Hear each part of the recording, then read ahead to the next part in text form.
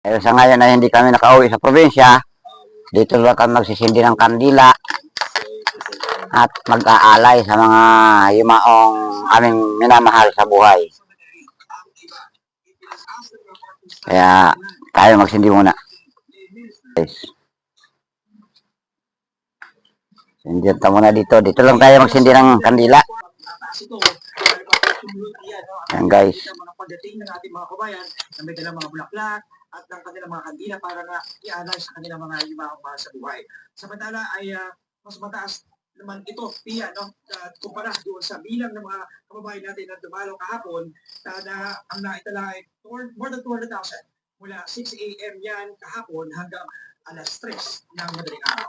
At yung nangitas na sa Parañaque City, Balay City. Maraming salamat, John Consulta. Guys, alayan natin sila ng pagkain.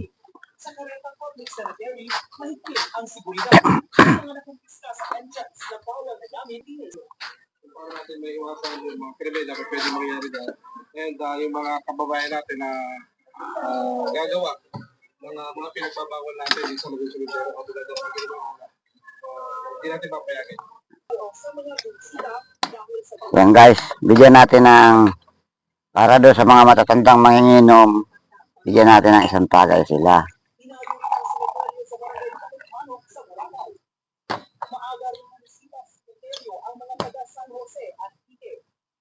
Saka sigarilyo. Awa ko, yung anak ko, yung asawa ni Missy, sama-sama sila dito. At saka yung aking tiyuhin.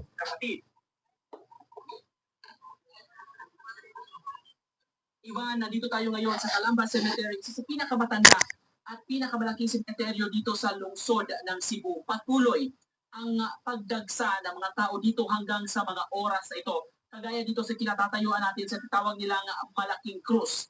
Kaya naman mas lalong pinaigting pa ng mga otoridad ang pagbabantay sa seguridad, lalo na dito sa loob ng cemetery.